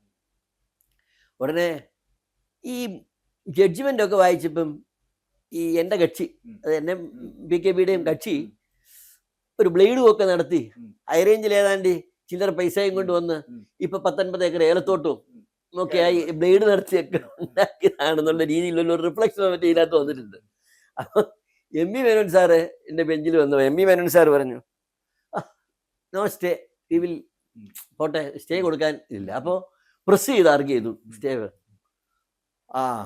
ഉടനെ Menon sir okay mister Balu, you do one thing, you get ready with the appeal, I will hear the matter urgently, പെട്ടെന്ന് കേട്ടേക്കാം, സ്റ്റേ തരികയെന്ന് പറഞ്ഞു. പെട്ടെന്ന് 2 ആഴ്ച കൊണ്ട് 3 ആഴ്ച കൊണ്ട് കേസ് വരുത്തി, ബാക്ക് റെക്കോർഡ്സ് വരുത്തി, വാദം കേട്ട് തള്ളി, അവിടെയും തള്ളി. മനസ്സിലായോ? ഞാൻ ഈ തള്ളി കഴിഞ്ഞപ്പോൾ ഞാൻ നടത്തിയ കേസാണല്ലോ. അപ്പം അത് കഴിഞ്ഞ് അടുത്ത ആഴ്ച മിസ്റ്റർ ബാലസുബ്രഹ്മണ്യ അടുത്ത് ചെന്നപ്പോൾ പറഞ്ഞു, എടാ നീ നല്ലപോലെ നടത്തിയ കേസാ, ഞാൻ അതിനകത്ത് പറ്റുന്ന പോലെ ഞാനും ആർഗ്യ ചെയ്തു, പക്ഷേ ജയിച്ചില്ല. ചില കേസ് അങ്ങനെയാണ്, നമ്മളുടെ കുഴപ്പമല്ല. നമ്മൾ ബാലസുബ്രഹ്മണ്യം പറഞ്ഞ വാക്കുകൾ എൻ്റെ മനസ്സിൽ ഇപ്പോഴും കിടപ്പുണ്ട്. നീതി ചെയ്യാൻ മനസ്സുള്ളവന് നീതി മേടിച്ചു കൊടുക്കാൻ, ഫൈറ്റ് ചെയ്ത് മേടിച്ചു കൊടുക്കാൻ എളുപ്പമാണ്.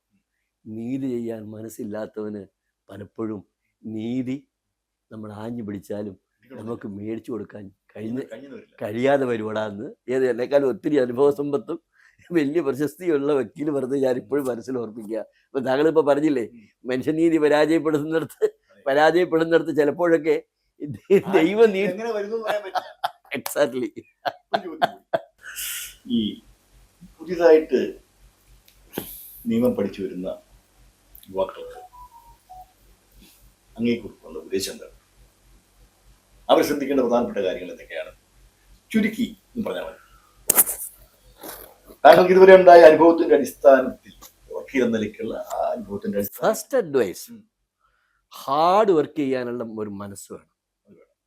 അതില്ലാതെ ഇതിനകത്തേക്ക് വന്നിട്ട് കാര്യമില്ല. Because it's A highly competitive profession. 2,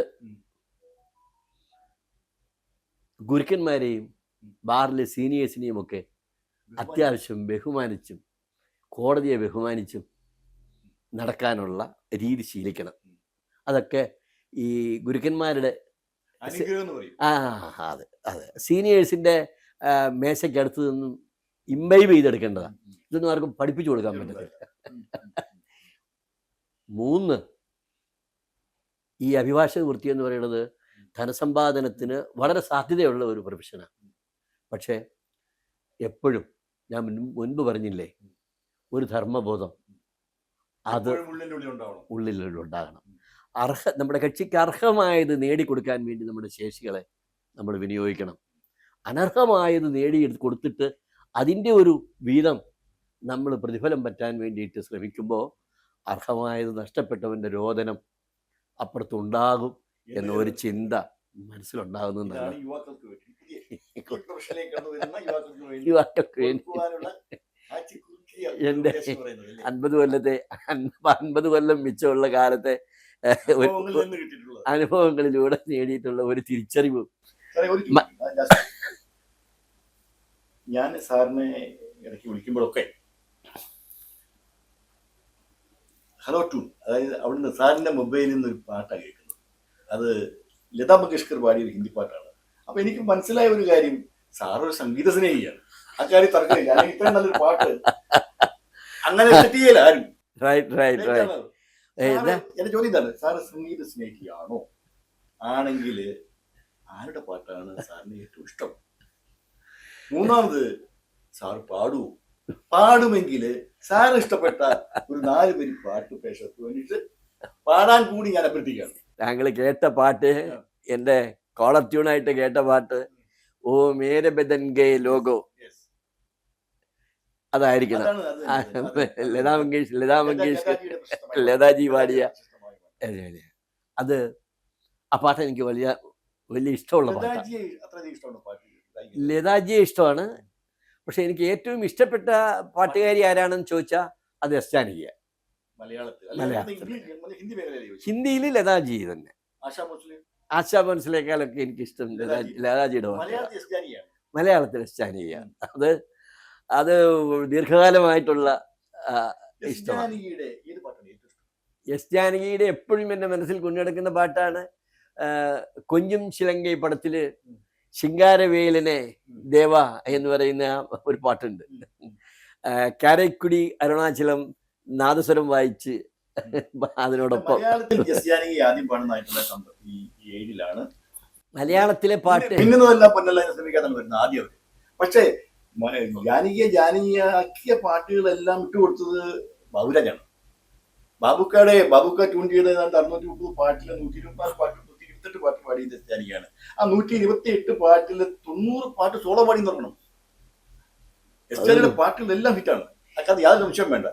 S ജാനകിയുടെ ഒരിക്കൽ പത്രപ്രവർത്തനം ചോദിച്ചു, പത്രപ്രവർത്തനാണെന്ന് തോന്നുന്നു, ഇനി ഒരു ജന്മം ഉണ്ടെങ്കിൽ ഒരു മലയാളിയായി ജനിക്കാനുള്ള ആഗ്രഹം ജാനകി അമ്മയ്ക്കുണ്ടോ എന്ന് ചോദിച്ചു. അതിന്റെ മറുപടി അവിശ്വസനീയമായിട്ടുള്ള മറുപടിയാണ് ജാനകി അമ്മ പറഞ്ഞത്. എന്തിനടുത്ത ജന്മം, ഈ ജന്മത്തിൽ തന്നെ ഞാനൊരു മലയാളിയല്ലേ. ഒരു 4 ലൈൻ പാട്ട് ജാനകിയമ്മയുടെ ഏറ്റവും ഇഷ്ടപ്പെട്ട, അതായത് മനസ്സിൽ പതിഞ്ഞെടുക്കുന്ന മറ്റൊരു പാട്ടാണ് ജാനകിയമ്മ പാടിയതാണ്. ഭാരതം എന്നാൽ ആദ്യകരണങ്ങൾ, റൈറ്റ്, സിനിമ ആദ്യകരണങ്ങളാണ്. അതെ അതെ, ഒരു ദേശഭക്തി ഗാനം. അതുപോലെ ലതാജിയുടെ ഈ പാട്ട് ഞാൻ കാളത്തൂന്നിട്ടിരിക്കുന്നു. ഭയങ്കരമായി നമ്മുടെ മനസ്സിനെ ഉണ്ടാക്കുന്ന ഒരു പാട്ടാ. മലയാളത്തിൽ ഒരു 4 ലൈൻ പാടാം പ്രഷർക്ക് വേണ്ടിയിട്ട്. ഏതെങ്കിലും പാട്ട്, ഇപ്പൊ ജാനകിയമ്മ വേണമെന്നില്ല, യേശുദാസിന്റെ, ജയന്തിന്റെ, തലത്ത് മുഹമ്മദിന്റെ, മുഹമ്മദ് റാഫിയുടെ, കിഷോർ കുമാറിന്റെ, ആരുടെയെങ്കിലും 4 ലൈൻ പ്രഷർക്ക് വേണ്ടിയിട്ട്. അല്ല, വിദ്യാസാഗർ സാറ് നിയമം മാത്രമല്ല, സാമൂഹ്യ പ്രവർത്തനം മാത്രമല്ല, സംഗീതത്തിലും കൈപ്പൊതിച്ചിട്ടുണ്ടെന്ന്. സംഗീതം ഞാൻ ആസ്വദിക്കും. പറ്റേ പാട്ടുപാടി ആരെയും ബോറടിപ്പിക്കാന്ന് പറയുന്നത്, പാട്ടുപാടി ആരെയും ബോറടിപ്പിക്കാൻ. എന്തായാലും അവന് വേണ്ടി അഹർനിശം പ്രയത്നം, കൃപണത വിട്ട് കൃപാൽ ചെയ്തിരുന്നു. കൃപണൻ അധോമുഖനായി കിടന്ന് ചെയ്യുന്ന കർമ്മം അവന് വേണ്ടി മാത്രം. ശ്രീനാരായണ ഗുരുവിന്റെ ഏറ്റവും ശ്രേഷ്ഠമായിട്ടുള്ള വാക്കുകളാണ്.